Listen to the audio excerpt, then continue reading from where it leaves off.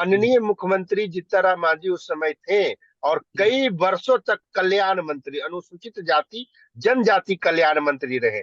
इसके बावजूद भी वो अपने समाज के लोगों को माने पढ़ाई नहीं करवा पाए, तो ये उनकी गलती है ना। और सिर्फ ये मुद्दा सिर्फ सरकारी नौकरियों का नहीं है, ये दलितों की एकता का है, ये पॉलिटिकल रिप्रेजेंटेशन का भी है। अगर सारा का सारा दलित 22% रहेगा, इस देश की व्यवस्था के ऊपर दबाव बना सकता है।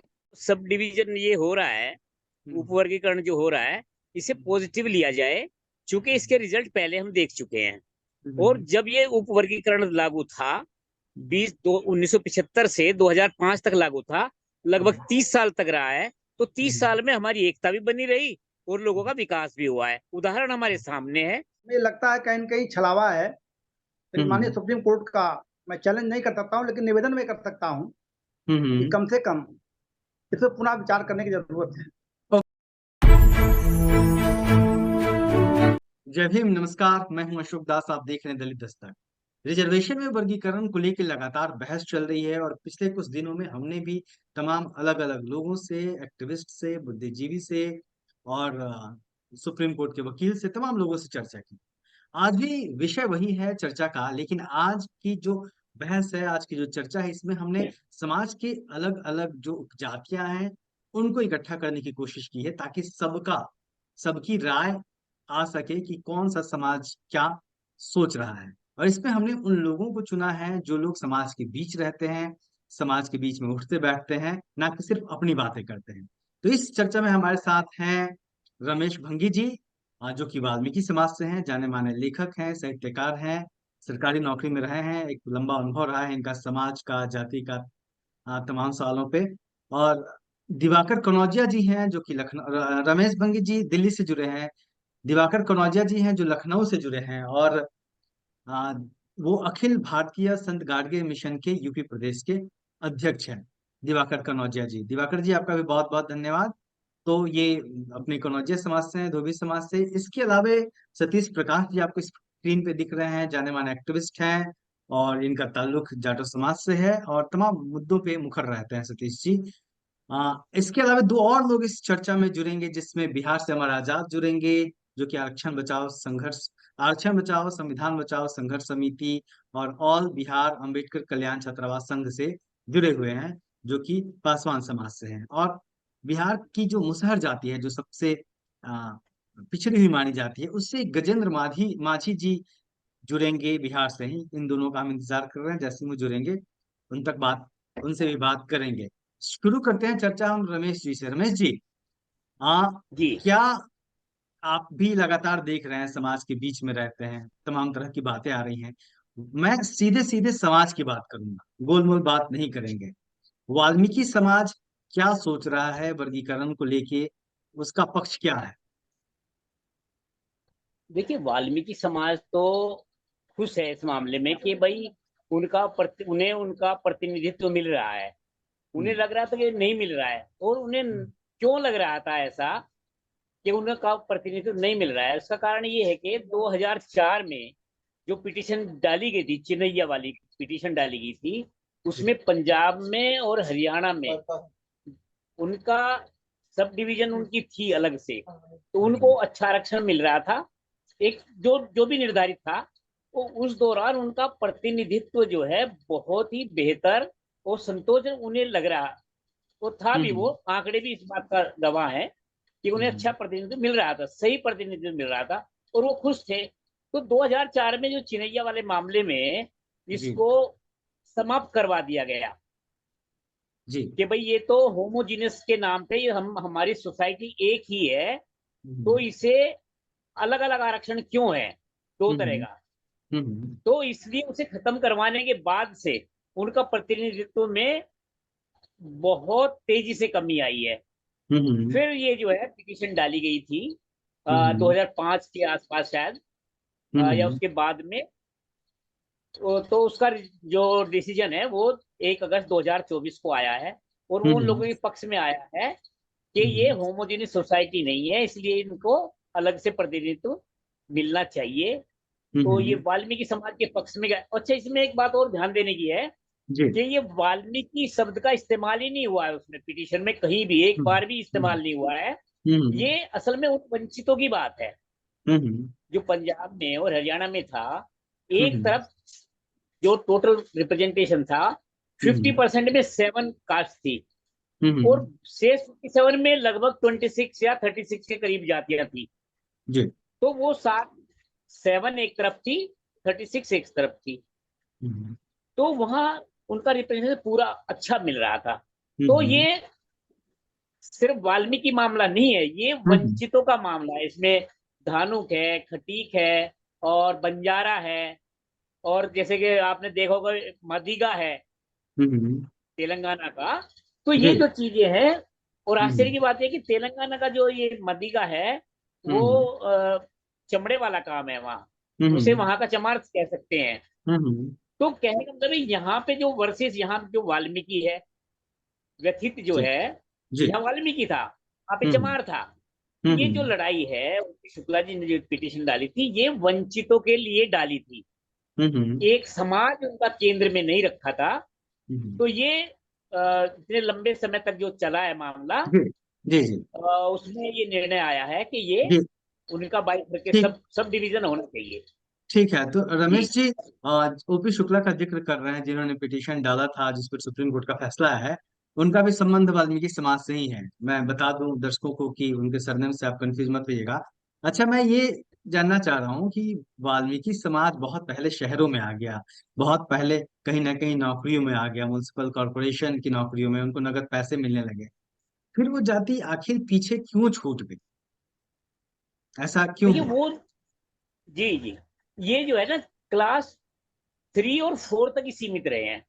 हम्म लेकिन जब ये रिप्रेजेंटेशन वहां पंजाब में और हरियाणा में रहा है, तो वो हम्म क्लास 2 में और 1 में भी आए हैं। तो ये हम्म जो जब आंकड़ों का अध्ययन किया गया था, उससे पता चला कि हमारे लोगों का हम्म रिप्रेजेंटेशन क्लास 1 में और क्लास 2 में भी संभव है। तो वहां ओके। से ये प्रॉब्लम, हमें ऐसा फील हुआ कि हमारा जो आरक्षण, जो अलग से डिवीजन था, उसे हम्म समाप्त करवा के हम लोगों के साथ अन्याय हुआ। हम का मतलब इसमें बाकी लोग भी हैं। जब मैं हम कह रहा हूँ तो इसमें भंगी का ही बात नहीं है, वाल्मीकि की ही बात नहीं है। तो अच्छा, शहरों में वो ठीक आ है। गए हैं। मतलब कुल मिला के आप से बात हो रही थी तो आप बता रहे थे कि आज भी आप मीटिंग में गए थे, तो लगातार वाल्मीकि समाज के बीच में बैठकें हो रही हैं। ठीक है, उन बैठकों में वो कहीं ना कहीं इस जो सब डिवीजन हुआ है उसके पक्ष में है, वो खुश है सुप्रीम कोर्ट के इस फैसले से। तो जो एक कॉल बुलाई गई है भारत बंद की, उसमें उस दिन क्या करेगा ये समाज? देखिए उसमें तो देखिए, यहाँ हमारा ये कहना है, वाल्मीकि समाज को यहाँ ऐसा लग रहा है जैसे दो फाड़ होता नजर आ रहा है। तो हम्म ये दो कास्ट का मामला नहीं है। हम्म यहाँ तो मैं ये कहना चाहता हूँ कि उन्हें हमारा क्या कर सहयोग देना चाहिए कि आपको हम्म आपका ड्यू मिल रहा है। तो हम्म उन्हें बड़ा दिल करके सोचना चाहिए, क्योंकि हमारा ओके। रिप्रेजेंटेशन बहुत कम है, और हमारा ओके। जो आबादी जो है वो भी कम है। तो ओके। हम तो ये चाहते हैं कि उनका विरोध ना करके हमारी हौसला अफजाई करें, और ओके। हमारे साथ हमारा हौसला बढ़ाएं कि चलिए आपका मिला है, और हम्म हम आपके साथ रहेंगे, आप पढ़े लिखे में पीछे हैं, आपके हम्म लिए प्रयास करेंगे। तो मैं तो ये हम्म समझता हूँ कि हमें पुशअप करने के लिए उन्हें उन्हें प्रयास करना चाहिए। जी। हमारा जी। विरोध करना ये हम्म अन्यायपूर्ण दिखाई दे रहा है मुझे, जरूर। फैसले का विरोध हो रहा हाँ है। हाँ हाँ। जी। जिन फैसले का लेकिन विरोध इस लिए हो रहा है, तमाम लोग कर रहे हैं क्योंकि जो रिजर्वेशन की एक व्याख्या की गई थी, देखिए बिला जस्टिस बिला त्रिवेदी ने भी फैसले का विरोध किया है ना। और सीधी सीधी उसमें ये बात कही जा रही है, उसमें किसी वर्ग को लेके बात नहीं है, उसमें ये कहा जा रहा है कि रिजर्वेशन की जो भावना थी उसके खिलाफ है। सुप्रीम कोर्ट से इस तरीके के फैसले नहीं आ सकते। ये करना था तो सरकार को करना था, ये संसद का काम था। ये अभी जो डिस्कशन चल रहा है वो ये चल रहा है। हाँ दिवाकर जी। जी जी दिवाकर जी, आप जैसे मैंने आपका परिचय दिया कि आप अखिल भारतीय संत गाडगे मिशन के यूपी प्रदेश के अध्यक्ष हैं। जो धोबी समाज है उससे आप बिलोंग करते हैं, उसके बीच में है, संगठन के प्रदेश अध्यक्ष हैं।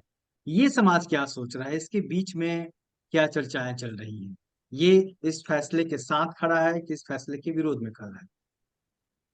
सर्वप्रथम सर, दलित दस्तक संपादक जी जी सभी मीटिंग में जुड़े सभी सम्मानित साथियों का जय भीम, जी जय जी गाडगे, नमो बुद्धाय।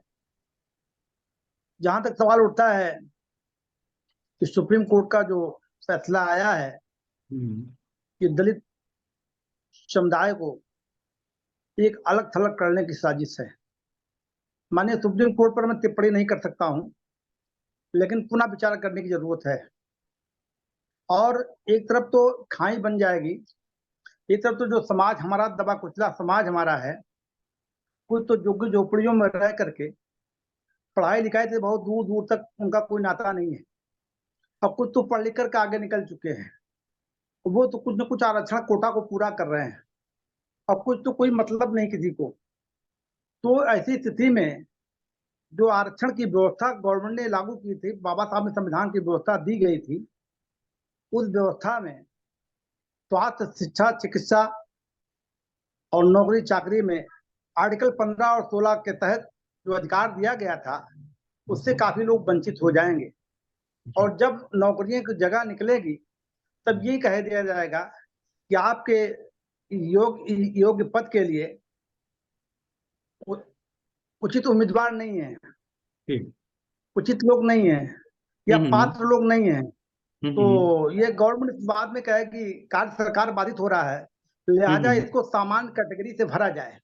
ये तो हमें लगता है कहीं न कहीं छलावा है। लेकिन माननीय सुप्रीम कोर्ट का मैं चैलेंज नहीं कर सकता हूँ, लेकिन निवेदन में कर सकता हूँ कि कम से कम इस पर पुनः विचार करने की जरूरत है। ओके दिवाकर जी, रिप्रेजेंटेशन की बात हो रही है, कहा यह गया है कि कुछ जातियां पीछे छूट गई। अगर मैं आपकी जाति की बात करूं, धोबी समाज की बात करूं, तो उसको क्या लगता है कि क्या वो पीछे छूट गया है, या फिर वो उसकी जितनी जनसंख्या है और उसके जनसंख्या के अनुपात में उसको जितनी भागीदारी मिलनी चाहिए वो हुआ है? वो सब छूटा नहीं है। कार्य संविधान को पूर्ण रूप से लागू जिस दिन किया जाएगा, जो व्यवस्था है उस संविधान को लागू नहीं किया गया है, लिहाजा इसीलिए पीछे छूटा है, बाकी छूटा कहीं नहीं है। ये तो केवल एक भ्रम पैदा किया जा रहा है समाज के अंदर, ये ऊहापोह पैदा किया जा रहा है कि समाज की वर्गीकरण किया जाए और समाज टुकड़ों टुकड़ों में बटे और कोटे में कोटा लागू किया जाए, एक दूसरे में अंदर वैमनस्यता पैदा हो, ऐसा कुछ नहीं श्रीमान जी। ओके ओके दिवाकर जी।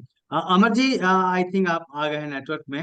मैं दर्शकों को बता दूं कि हम लोग दिल्ली में बैठे हैं 5G में, लेकिन तमाम लोग अलग अलग जगहों से जुड़े हुए हैं और तो वहां पे नेटवर्क की कनेक्टिविटी का इशू होता है।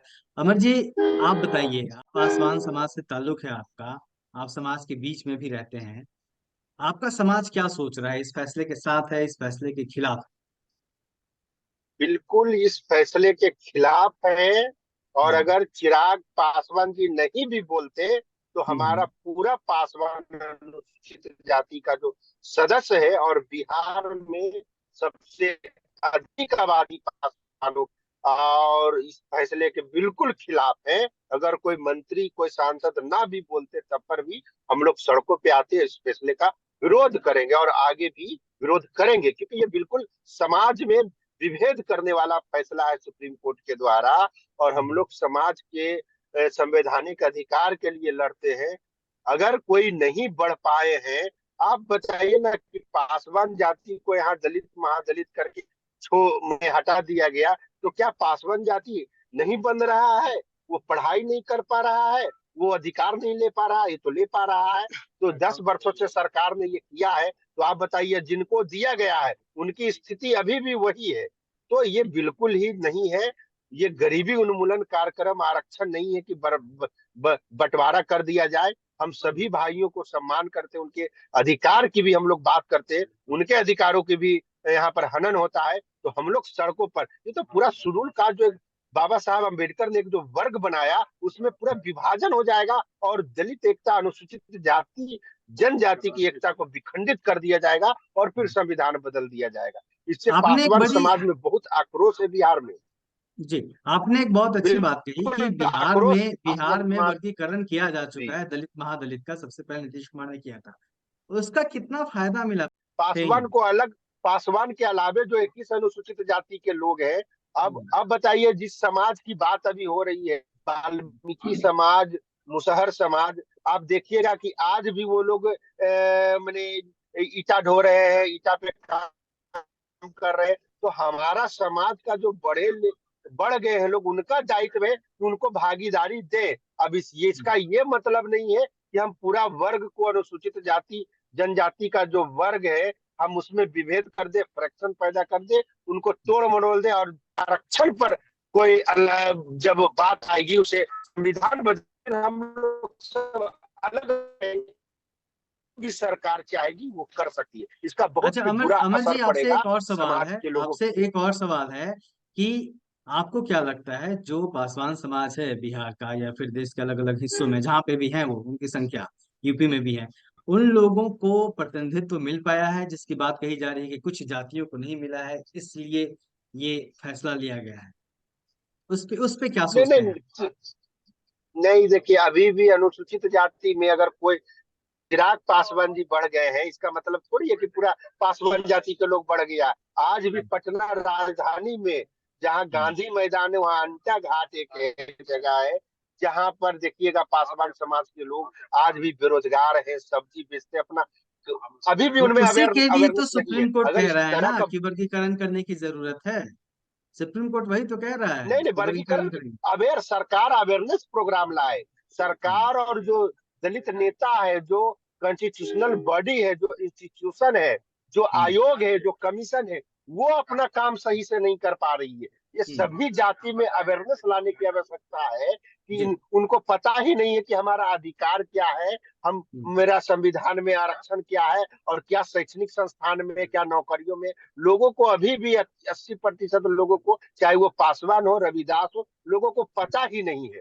तो जब हम्म, तक सरकार ये अवेयरनेस लाए, जन जागरूकता फैलाए, इसका मतलब ये नहीं है कि हम सुप्रीम कोर्ट के में केस हुआ और हम वर्गीकरण का दे दे। ये बिल्कुल हम्म, गलत है। समाज में बहुत ही ये गलत संदेश जा रहा है, और हम लोग 21 अगस्त को भारत बंद की जो अपील है, हम उस हम्म, पे उतरेंगे और इसका पुरजोर विरोध करेंगे। जी बहुत शुक्रिया अमर जी। सतीश जी, मैं आपके पास आऊंगा। आप जाटव समाज से आते हैं और कहीं ना कहीं इसका एक जो नुकसान है माना जा रहा है कि इस समाज को होगा। इस जो तमाम प्रतिक्रियाएं आई हैं, रमेश जी की, अमर आजाद जी की, दिवाकर कनौजिया जी की, इन तमाम प्रतिक्रियाओं को सुनते हुए आपका एक ओवरऑल क्या परसेप्शन बन रहा है? क्योंकि लगातार चर्चाएं चल रही हैं, अभी कहाँ खड़ा है ये जो बहस है, कहाँ खड़ी है ये बहस? नहीं नहीं, देखिए डॉक्टर साहब, मैंने सब लोगों की बातें सुनी। हम्म, रमेश जी ने जो बात कही कि देखिए भारत में एक जाति का जो बिहेवियर, एक हम्म, जाति एक स्टेट में एक जैसी है। जैसा उन्होंने कहा कि तेलंगाना की एक जाति है, वो हालांकि अपने आप को चमार या जाटव या इस तरह की नहीं लिखती है, लेकिन उसके बहुत सारी चीजें वो कहीं ना कहीं वाल्मीकि समाज को के आसपास अपने आप को पाती है। देखो, एक छोटी सी बात मैं आपको बता दूं। हालांकि वाल्मीकि समाज के ऊपर ये प्रश्न चिन्ह लगा देना कि वहाँ एजुकेशन लिटरेसी बहुत कम है, मैं आपके चैनल के माध्यम से एक बात बता दूं। एक मेरा आर्टिकल था कि जिन हाथों में सबसे पहले कलम होनी चाहिए थी, उनके हाथों में एक झाड़ू क्यों? एक सवाल था। और उसके पीछे जो लॉजिक था कि आपको ये बात शायद मालूम होनी चाहिए कि वाल्मीकि समाज वो समाज है कि जो सबसे पहले गांव से शहर की तरफ, किसी भी अनुसूचित जाति जनजाति से पहले माइग्रेशन गांव से शहर की तरफ हुआ है, तो वो वाल्मीकि समाज का हुआ है। ये जाति का लड़ाई नहीं है, ये जाति का दोषारोपण नहीं है, ये वैचारिक लड़ाई है। दूसरी हम्म, बात, रजनी जी जो बात कह रहे थे, हाँ ये सच है कि पूरे हम्म, देश में सबसे ज्यादा अगर वाल्मीकि समाज कहीं का प्रोग्रेसिव है तो वो हम्म, पंजाब का वाल्मीकि समाज है। उसके दो कारण है। एक तो वहां हम्म, अच्छी खासी आबादी है, जहां हम्म, जहां जिस जाति की, चाहे वो किसी भी जाति का हो, अगर कोई जिस जिस गांव में किसी विशेष जाति या किसी भी जाति की आबादी ज्यादा होगी, निश्चित रूप से वहां सुरक्षित माहौल रहेगा। पंजाब में हम्म, चूंकि वाल्मीकि समाज की आबादी बहुत ज्यादा थी, वहां उनके हम्म, लिए एक सुरक्षित माहौल था। और जब सुरक्षित माहौल होता है तो कहीं ना कहीं आदमी प्रोग्रेस की ओर जाता है। एक छोटी सी हम्म, बात और बता दूं जी, कि शायद वाल्मीकि समाज, जिसके ऊपर हम सवाल डालते हैं, हम्म, वाल्मीकि समाज भारत की वो पहली अनुसूचित जातियों की जाति है कि हम्म, जिसकी माइग्रेशन पावर, हम्म, पंजाब का जो वाल्मीकि है वो हम्म, सबसे पहले माइग्रेट करके विदेश गया। पंजाब हम्म, के घर घर में से वाल्मीकि समाज के लोग कनाडा की हम्म, तरफ चले गए। हर समाज की अपनी आशंकाएं हो सकती है। जी देखो, और दूसरी चीज आप ये एक बड़ी इंटरेस्टिंग बात मैं आपको बता दूं कि महाराष्ट्र की जो महार जाति है, उसका लगभग लगभग जो बिहेवियर है, उसका जो व्यवसाय है, उसका जो पशुधन है, वो उत्तर भारत के वाल्मीकि समाज से डायरेक्ट मैच करता है। उसके दो तथ्य मैं आपको बताता हूं। अंग्रेजों के संपर्क में अगर उत्तर भारत का वाल्मीकि समाज सबसे पहले आ रहा था, तो महाराष्ट्र का जो जो आपका बाबा साहब जी का जो समाज है, वो भी सफाई के लिए गया था और लड़ने के लिए नहीं गया था। आरंभिक अवस्थाओं में अंग्रेजों के संपर्क में अगर महार आया है, तो वो सफाई कर्मचारी के रूप में ही आया, और उनका परंपरागत जो व्यवसाय था वो कहीं ना कहीं सफाई कर्मचारी था। तो दोनों चीजें मैच कर रही है। अब आप ये बताइए कि महाराष्ट्र के जो महार है, उसको तो आप अलग कैटेगरी में रखेंगे, अगर वो उत्तर भारत में आएगा तो उसका बिहेवियर चेंज हो जाएगा। निश्चित रूप से वाल्मीकि समाज के लोग भी बहुत आगे गए हैं, वो अमेरिका में भी गए हैं, वहां डॉक्टर भी बहुत सारे परिवार हैं, वो आईएएस सर्विस में भी गए हैं। दूसरा सवाल ये है कि देखिए, एक चीज को आप समझिए कि अब रमेश जी अगर ये आरक्षण को सब कैटेगराइज भी कर दे, उसके बाद ये क्रीमी लेयर लेकर के आएंगे, और क्रीमी लेयर का चाहे वाल्मीकि समाज का आरक्षण हो, वाल्मीकि समाज में अगर एजुकेशन कम है, मैं चलिए मैंने आपकी बात को मान ली, तमाम लोगों की बात को मान लूं, लेकिन वो पढ़ा लिखा वर्ग कौन है? वो पढ़ा लिखा वर्ग है कि जिनके माँ बाप कहीं ना कहीं सरकारी नौकरी में आ चुके। तो अब वो क्रीमी लेयर में चले जाएंगे, और 3 बार वैकेंसी निकाल करके एक साजिश है, इस साजिश के तहत फायदा कुछ नहीं होने वाला। अगले 20 साल में खुद पे खुद सरकार जो अवसर है आरक्षण के, वो खुद खत्म कर देगी। तो 20 साल तक वो लटका के रखना चाहते हैं, यही है जी। जी सतीश जी, रमेश जी आप इसका जवाब देंगे? जी नहीं, ये सही बात है कि सरकार का काम है। देखिए अभी ये जो फैसला है ना, ये ऐसा थोड़ी कि 1-2 महीने में लागू हो जाएगा। इसके लिए कमेटियां बैठेंगी, फिर वो एक मानदंड बनाएंगी कि क्रीमी लेयर को किस तरह से लागू किया जाएगा, किसको शामिल किया जाएगा, किसको बाहर निकाला जाएगा। एक बहुत लंबा प्रोसेस है। और अभी पिछले हफ्ते, इसी अगस्त के पहले हफ्ते में ही एक ऑर्डर आ गया है भारत सरकार का कि भर्तियों पे प्रतिबंध लग गया है, और उस पे कोई तारीख नहीं है कि कब तक के लिए लगा है, रमेश जी, अनंत यहाँ काल पे के जो लिए सवाल लगा है। था, जो जो बड़ा सवाल ये था जी जो सतीश जी ने उठाया, जैसे आपने कहा जी शुरुआत में कि ग्रुप ए और बी में ये समाज नहीं पहुंचा है, पंजाब में पहुंचा, यहाँ नहीं पहुंचा है, ठीक है। लेकिन जो सतीश जी कह रहे हैं, जहां तक मैं समझ पाया, कि क्रीमी लेयर जब लागू हो जाएगा तो उनको तो फायदा मिलेगा नहीं। फिर जिस ग्रुप ए और बी में जाने की बात आप कह रहे हैं, फिर वो पहुंचेगा कैसे? उसको तो लाभ ही नहीं मिलेगा ना क्रीमी लेयर वालों को। नहीं नहीं, क्रीमी लेयर ऐसा नहीं है कि वो क्लास 2 क्लास 3 नहीं बन पाएंगे। ये ऐसे देखिए, क्रीमी लेयर का जब तक मानदंड नहीं आ जाते, ये सिर्फ आशंकाएं हैं कि कौन बाहर होगा कौन नहीं होगा। तो इसमें कोई घबराने वाली बात नहीं है। इस क्रीमी इतने अंधे होके थोड़े लगा दें क्रीमी लेयर के, भाई जो चपरासी रह गया, जो सफाई कर्मचारी बन गया, उसके ऊपर भी क्रीमी लेयर, वो नहीं लगने वाला है। और देखिए अभी जो सर ने बोला है, पंजाब में देखिए जब हमारा आरक्षण लागू था, बहुत अच्छे लोग सामने आए हैं। और देखिए इस बारे में भी कोई दो राय नहीं है कि एक वर्ग के लोगों के आने की वजह से हमारे लोगों को साइड लाइन किया जाता है। बेशक मैं इस बारे में कोई दो राय नहीं रख रहा कि हमारे साथ दुर्व्यवहार, वो भेदभाव किया जाता है। अगर हमारा आरक्षण अलग हो गया, जैसे उदाहरण आपके सामने हरियाणा और पंजाब अलग था तो बहुत अच्छा चल रहा था, तो जैसे ही अलग होगा तो वो जो एक आरोप लगाया जाता है कि भाई कम पढ़ते हैं लोग, तो वो आरोप जो है वो पानी में बह जाएगा। वो आरोप नहीं सिद्ध कर पाएंगे कि भाई ये लोग तो पढ़ते नहीं है, ऐसे जैसे आरोप लगाया ना कि सफाई के काम पैसे में लगे थे। पढ़े लिखे लोग हैं भाई, अगर मौका मिलेगा हरियाणा की पंजाब की तरह, तो ये बहुत जल्दी सिद्ध हो जाएगा, मतलब 1-2 साल के अंदर ही सिद्ध हो जाएगा ओके, कि पढ़े ठीक है, लिखे लोगों की कोई कमी नहीं है।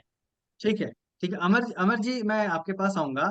बिहार की जो जातीय संरचना है, बिहार में जो जातियां हैं, जो मुसहर जाति बिहार में है, जिसको माना जाता है कि सबसे ज्यादा गरीब है। आपने कहा कि अमर जी अनम्यूट करिए खुद को। आपने कहा कि उसको महादलित में डाला गया, उसका कोई लाभ नहीं मिला बहुत ज्यादा। इस पूरी जो बहस है, इसमें जो नुकसान होना है, वो नुकसान क्या होगा आंदोलन की दृष्टि से? नुकसान इसमें यही होगा कि धीरे धीरे सभी अनुसूचित जाति को एक दूसरे से अलग कर दिया जाएगा। और जो हम लोग कहते हैं, रमेश जी बोलते हैं या दिवाकर जी हैं, सभी लोग कहते हैं कि आरएसएस वाले लोग जो आरक्षण और संविधान के खिलाफ है, आरक्षण संविधान को खत्म करना चाहते हैं, वो खत्म होगा। इसका इसका परिणाम इसी रूप में आएगा। और एक दूसरे को लोग मदद नहीं कर पाएंगे। जो अनुसूचित जाति जनजाति वर्ग है, उसमें एकजुटता नहीं आ पाएगी। क्योंकि मैं देख रहा हूँ जो यहाँ पर दलित महादलित आयोग बना, उसका परिणाम मैं देख रहा हूँ। आज भी मेरे गांव में पासवान जाति के लोग हैं, मुसहर जाति के लोग हैं, और कुम्हार पंडित है जो ओबीसी में आते हैं, ईबीसी में। आज भी हमारे गांव में वो मांझी समाज की दुर्दशा वही है। जो काम करने जा रहे थे उनमें सरकार अवेयर नहीं ला रही है। में नेताओं की गलती। मैंने कई मांझी समाज के लोगों को पटना के अंबेडकर छात्रावास में ला करके रखा, और वो पढ़ रहे हैं। इसके बावजूद भी वो छात्रावास छोड़ के चले गए। ये सच्चाई में बता रहा हूँ, मैं अपने गांव का बता रहा हूँ। उनको मैं लाया कि चलो पढ़ाई करो, पटना में पढ़ो। देखो हम भी एक गरीब परिवार के थे, हमारे पिताजी मजदूरी करते थे, मैं भी अनुसूचित जाति का हूँ, मैं पढ़ा तो आज मैं बोल सकता हूँ, कुछ कर रहा हूँ। आज पटना हाईकोर्ट में एडवोकेट हूँ और समाज के अधिकार की लड़ाई लड़ रहा हूँ। तो ये बातें हम लोग जितना होता है संभव करते हैं। मगर जब ये आरक्षण खत्म होगा, जी जी, बोलिए बोलिए। समाज में आएगी। ये बिल्कुल ही गलत परिणाम इसका होगा। हम लोग नहीं चाहते हैं। सरकार स्पेशल प्रोविजन करे अवेयरनेस का। यहाँ भी आवासीय विद्यालय में नामांकन जो होता है, तो उसमें मुसहर जाति के लोग जो जो मैला ढोते हैं उनके लिए अलग सा व्यवस्था है। इसके बावजूद बहुत सारी व्यवस्थाएं हैं। तो अच्छा, इसके बावजूद भी अवेयरनेस, देखिए सब कुछ अवेयरनेस अवेयरनेस की बात समाज आप के कह जो रहे हैं बार बार, अमर आजाद जी। बिल्कुल हाँ, जीतन राम मांझी जी मुख्यमंत्री बने थे बिहार में, और एक मतलब उनको समय मिला था ठीक ठाक। अगर उस दौर की हम बात करें तो उस दौर में उनके पास सारे अधिकार थे। वो खुद जो पूर्व मुख्यमंत्री थे उनके पहले, नीतीश कुमार, उनके सामने खड़े हो गए थे कहीं ना कहीं, मतलब मजबूती से काम करते हुए दिख रहे थे। उस दौर में उन्होंने अपनी जाति के लिए, जो मुसहर जाति है उसके लिए क्या योजनाएं बनाई और उनको आगे बढ़ाने के लिए, और क्या उन्होंने ऐसे काम कर दिए जिससे लगता कि वो अपनी जाति को आगे बढ़ाना चाहते हैं। देखिए, ये अनुसूचित जाति के जो हमारे जीतनराम मांझी जी हैं, बिहार के मुख्यमंत्री रहे हैं। जब वो मुख्यमंत्री थे, और जब अपर कास्ट के लोग, एक बाहुबली अनंत सिंह है, वो बोला, एक मुख्यमंत्री को बोला कि ये मुख्यमंत्री पागल है। तो उस समय हमने पूरे अंबेडकर छात्रावास को लेकर के जदयू कार्यालय में चढ़ाई किया उनके समर्थन में कि एक दलित मुख्यमंत्री को आप कैसे पागल को होगे। और मैंने सड़कों पे उतर के आंदोलन किया। माननीय मुख्यमंत्री जीतनराम मांझी उस समय थे, और कई वर्षों तक कल्याण मंत्री, अनुसूचित जाति जनजाति कल्याण मंत्री रहे।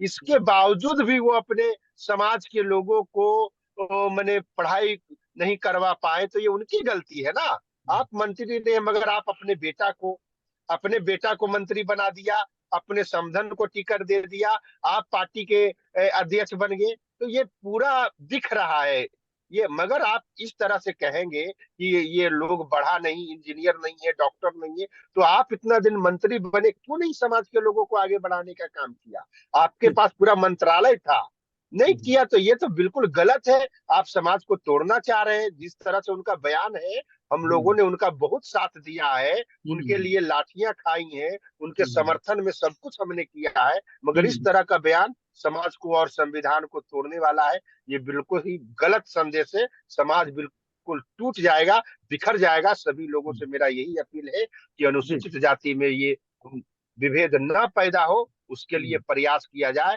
और जो समाज में अवेयरनेस कार्यक्रम हो, सरकार के द्वारा, जो भी दलित सांसद विधायक मंत्री है, वो उनकी जिम्मेवारी है। समाज के बुद्धिजीवियों की जिम्मेवारी है जो आगे पद पे आगे कि वो समाज के अन्य लोगों को लाए। ये तो वही बात होगी ना। ये तो इसका मतलब बिल्कुल गलत है। हम लोग इसके पक्ष में नहीं है। ठीक है अमर जी। हाँ दिवाकर जी, आप जी जी, रमेश जी बताएं। आजाद जी से एक सवाल पूछना है, आजाद जी जी से। जी जी मैं ये कह रहा हूँ, आजाद जी जो कह रहे हैं कि आरक्षण अगर हो जाएगा तो ये सब कैटेगरी अगर बन जाएगी, वो पढ़ेंगे लिखेंगे नहीं तो समाज कैसे टूट जाएगा, हमें ये बताइए। अगर उनके लिए 1%, 2% या 3% कोई आरक्षण हो जाता है और वो पढ़े लिखे नहीं है, उनका आरक्षण कम भरा जाता है, तो समाज टूट कैसे जाएगा भाई?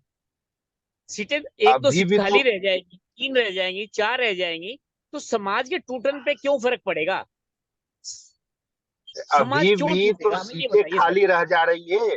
जी। जब पूरा ये आरक्षण का बंटवारा होगा, वर्गीकरण होगा, तब तो और जो बैकलॉग रह जाएगा, शेड्यूल कास्ट का सीटें रह जाएगा। हमने देखा है बिहार में अभी भी कहाँ पूरा शेड्यूल कास्ट का जो बैकलॉग है बिहार में, यूनिवर्सिटी में, कॉलेज में, और भी मेडिकल कॉलेज में या कॉलेज में अभी भी नहीं भरा है, जबकि यहाँ सभी 22 अनुसूचित जातियों को बराबर मौका है।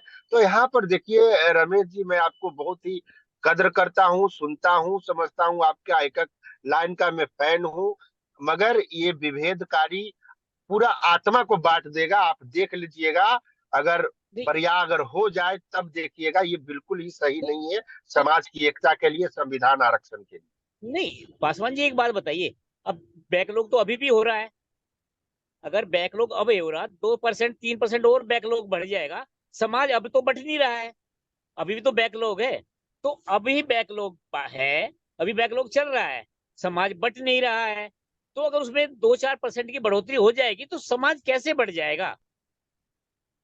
हम लोग ये मांग करें ना कि जनसंख्या के अनुपात में आरक्षण बढ़े, आरक्षण का और दायरा बढ़े, ताकि जिनको नहीं मिल रहा है उनको और मिले।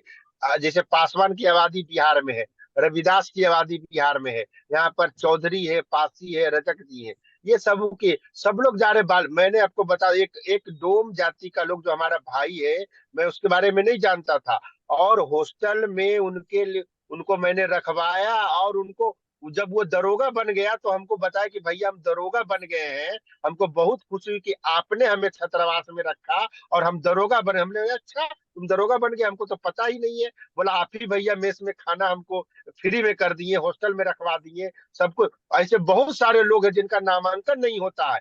मैं जो पढ़ना चाहते हैं, हम लोग प्रयास करते हैं पदाधिकारी से बात करके कि उनको छात्रावास मिले, वो रहे और पढ़े, सबको लाते हैं। ये बिल्कुल अवेयरनेस की बात है। ये बंटवारा अगर होगा तो बहुत ही ये दिक्कत वाली बात होगी। जी सतीश जी। आप जिस तरह प्रयास कर रहे हैं और प्रयास करेंगे तो वो भी आ जाएंगे भाई। अच्छा ठीक है रमेश जी, अब मैंने आप दोनों को मौका दिया एक दूसरे से सवाल पूछने का। चलिए ठीक। Satish ji, thanks thanks. आप जो अमर आजाद जी ने कहा या फिर रमेश जी ने कहा, इस पे आपका रिएक्शन क्या होगा? देखिए, दो चीजें, आप इसको बहुत सीरियस मैटर लेंगे।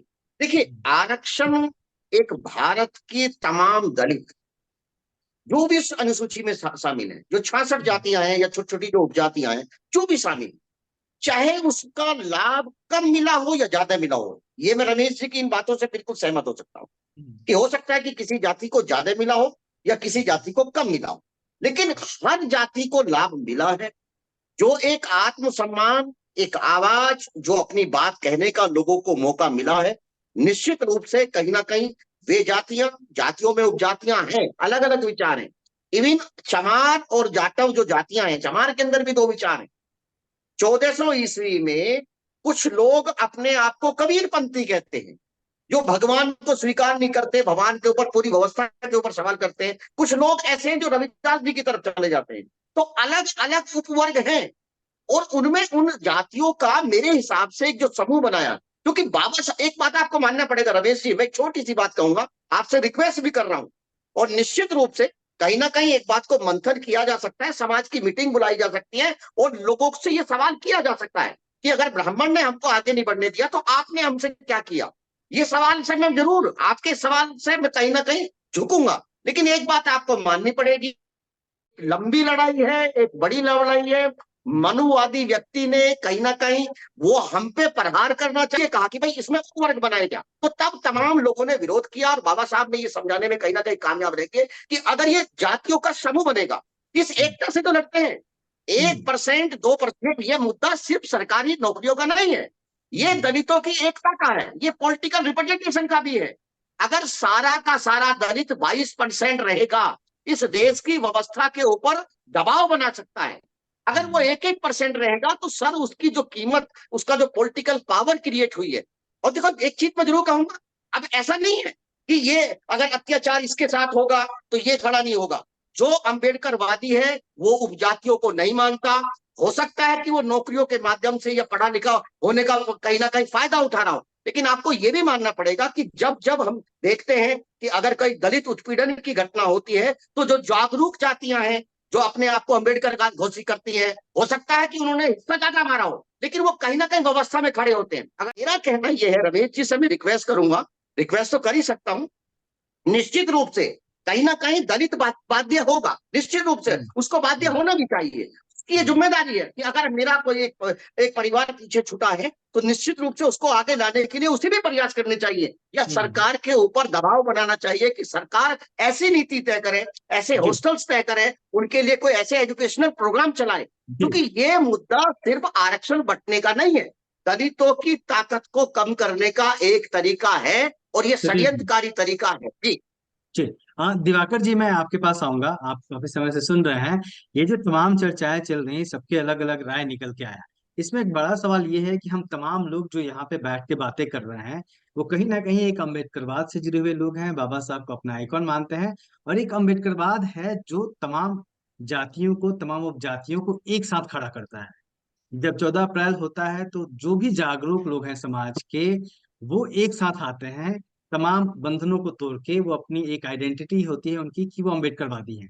उस आइडेंटिटी को, क्या आपको लग रहा है इससे कोई खतरा है इस बहस से? जहां तक सवाल उठता है कि खतरा तो बना हुआ है, जो समाज की जो रूपरेखा बाबा साहब ने तैयार किया था, और 700 750 जाति अनुसूचित जनजाति में थे, 1100 जातियां अनुसूचित जाति में थे।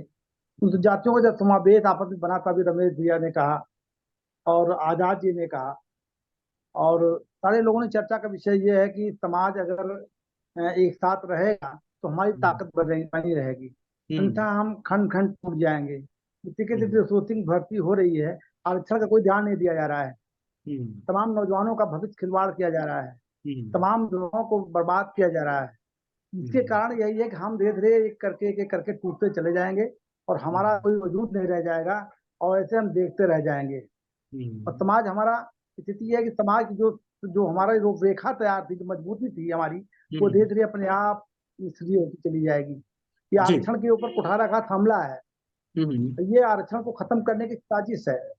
और पहले दलित आज दलित, पिछड़ा आज पिछड़ा, अब सामान्य में ऐसी व्यवस्था नहीं लागू करते हैं, क्योंकि इसी व्यवस्था समाज के बीच में जो गरीब तबके के लोग हैं, जो अनुसूचित जनजाति के लोग हैं, उनके अंदर ये व्यवस्था पैदा की जा रही है। आप लोगों का फाइनल कमेंट क्या है इस पूरे इशू के बारे में? अमर आजाद जी, आपसे शुरू करते हैं। सतीश प्रकाश जी ने कहा कि जो मैं बार बार ये कह रहा हूं कि सरकार अगर लग रहा है कि किन्हीं जातियों का रिप्रेजेंटेशन कम है तो उनके लिए वो नहीं कर पा रहे हैं, तो छात्रावास बनाने की आवश्यकता है, जहां वो एकजुट होकर के रह सके, पढ़ सके, अपने अधिकार के बारे में जान सके। तो वो उस टाइप का कार्यक्रम बनाए, इसमें उसमें कोई दिक्कत नहीं है। बिहार में दलित महादलित बना तो आप, ये बहुत मनमुटाव है, लोग नहीं बोलता है अलग बात है, मगर अंदर अंदर लोगों में बहुत ही मनमुटाव है। यहाँ दलित महादलित हो गया, ये इस पर उसके बावजूद भी विकास नहीं हो पाया। ये तो पूरा फ्रेक आपस में एकजुटता खत्म हो जाएगी। मैं फाइनल कमेंट के रूप में मैं ये कहना चाहता हूँ कि ये जो सब डिवीजन ये हो रहा है, उपवर्गीकरण जो हो रहा है, इसे पॉजिटिव लिया जाए, क्योंकि इसके रिजल्ट पहले हम देख चुके हैं। और जब ये उपवर्गीकरण लागू था 1975 से 2005 तक लागू था, लगभग 30 साल तक रहा है, तो 30 साल में हमारी एकता भी बनी रही और लोगों का विकास भी हुआ है। उदाहरण हमारे सामने है, तो इसे सकारात्मक रूप से लिया जाए। अगर हमारे जैसे कि अभी बताया कि हमारे बच्चे कम पढ़ते लिखते हैं, बेशक सरकार को भी प्रयास करना चाहिए, और जो हमारे हितैषी हैं, अम्बेडकरवादी हैं, हम खुद भी प्रयास करना चाहिए हमें भी, कि भाई सब उनको पुशअप किया जाए। तो ऐसा एकदम काटना ये नहीं है कि उन्हें काट दिया जाए, उन्हें शामिल न किया जाए, उपवर्गीकरण करके उनका हौसला अफजाई की जाए। ठीक है। और जो है जैसे 21 वाला जो है ये इसे हम असल में हमें लगता है कि ये हमारे विरुद्ध, हालांकि ये तो फैसले की आपको जरूरत है। आपको रमेश जी सुप्रीम कोर्ट लगता के है फैसले कि एक मौका देना चाहिए, एक जी जो हो जी रहा है उसको होने दिया जाए, करके देखा जाए कि क्या हो रहा जी है। जी जी जी ठीक है, बिल्कुल बिल्कुल। दिवाकर जी आप बताएं, हाँ फाइनल कमेंट आपका।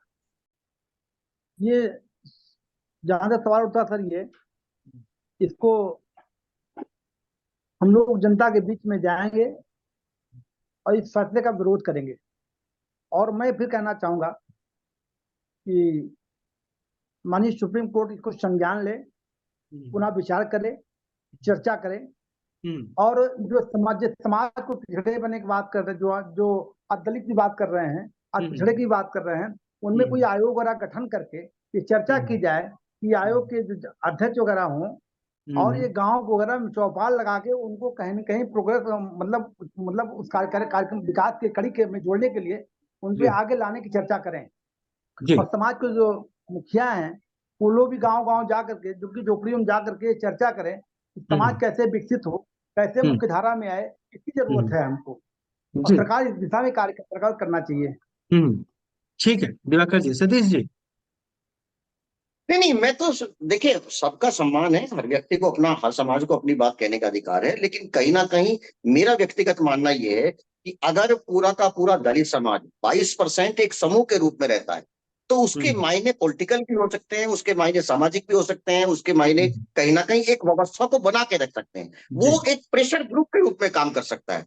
हम्म अगर वो 1% में, आधे परसेंट में बनेगा, तो निश्चित रूप से वो अपने जो कॉन्स्टिट्यूशनल राइट्स हैं, है ना, आज हम्म मुद्दा आरक्षण नहीं है, उसके और बहुत सारे अधिकार हैं, उसकी और अपनी सुरक्षा है, और बहुत सारी चीजें, एक दबाव जो बना सकता है, शायद जी वो दबाव उतना बनाने में कामयाब नहीं रहेगा। Okay okay. तो मैं इस बारे में हमने कोशिश की कि हर समाज के लोगों की बात आए, हर समाज के लोगों की आवाज सुनी जाए, कौन सा समाज क्या सोच रहा है। इसलिए अलग अलग जगहों से, किसी को लखनऊ से हमने जोड़ने की कोशिश की, किसी को पटना से जोड़ने की कोशिश की, बिहार से रमेश जी दिल्ली में है, सतीश जी मेरठ में है। फिर तो हमने सीधे ऐसे लोगों को चुना जो समाज के बीच में है, जिनकी पहले से एक अपनी राय नहीं है, जिनकी जो एक ईमानदार आवाज रख सके। और हमने कोशिश किया था कि गजेंद्र मांझी जी भी जुड़े, लेकिन कुछ टेक्निकल इश्यूज की वजह से, क्योंकि कई लोग सहज नहीं होते जूम में, वो जुड़ नहीं पाए आखिरकार, तो हमने उनको मिस किया। तो इस पूरे मामले में दो बातें हैं जिसको कह के मैं खत्म करना चाहूंगा कि इस पूरे मामले में जो एक जस्टिस बेला त्रिवेदी हैं, उन्होंने जो बात कही वो कहीं ना कहीं सुनी जानी चाहिए। उन्होंने साफ साफ कहा, वर्गीकरण होना चाहिए कि नहीं होना चाहिए ये एक अलग विषय है, लेकिन जिस तरीके से ये फैसला आया ये कहीं ना कहीं संविधान के खिलाफ है। पहली बात ये है, इस पे एक तमाम लोग चर्चा कर रहे हैं कि ये तरीका नहीं था करने का। दूसरी बात यह है कि एक आशंका जताई जा रही है कि इससे राजनीतिक दल अपने अपने हिसाब से समाज को बांटने की कोशिश करेंगे, वो एक दूसरी चर्चा आ रही है। तीसरी बात यह है कि जो बैकलॉग है जिसका जिक्र बार बार होता है, अगर सरकारें ईमानदार होती और सचमुच में वो चाहती कि दलितों को उनका प्रतिनिधित्व मिले, और ये बात सभी समाज के लोगों को समझने की जरूरत है कि अगर सरकारें सचमुच में ईमानदार होती, चाहे वो केंद्र सरकार हो, चाहे राज्य सरकार हो, चाहे यूनिवर्सिटीज के लोग हों, चाहे तमाम अलग अलग डिपार्टमेंट के लोग हों, अगर वो ईमानदार होते, चाहते हैं कि दलितों को भागीदारी मिले, तो इतने पदों पे बैकलॉग नहीं होता, नई भर्तियां निकलती। तो कहीं ना कहीं ये कुल मिलाकर एक ऐसा फैसला है सुप्रीम कोर्ट का जिसपे तमाम सवाल उठे हैं और वो सवाल बने रहेंगे। सब आप सभी लोगों ने अपनी अपनी राय रखी, वक्त दिया, आप सबका बहुत बहुत धन्यवाद। हमारी कोशिश थी कि एक विश्लेषण में डाइवर्सिटी है, सबकी बातें सुनी जाए, वो हमने करने की कोशिश की। अमर जी, दिवाकर जी, सतीश जी, रमेश जी, आप सबका बहुत बहुत शुक्रिया जी। तो देखते रहिए दलित दस्तक और बने रहिए हमारे साथ इस मुद्दे पे, और भी जो नया होगा हम आपके सामने लाने की कोशिश करेंगे। जय हिंद।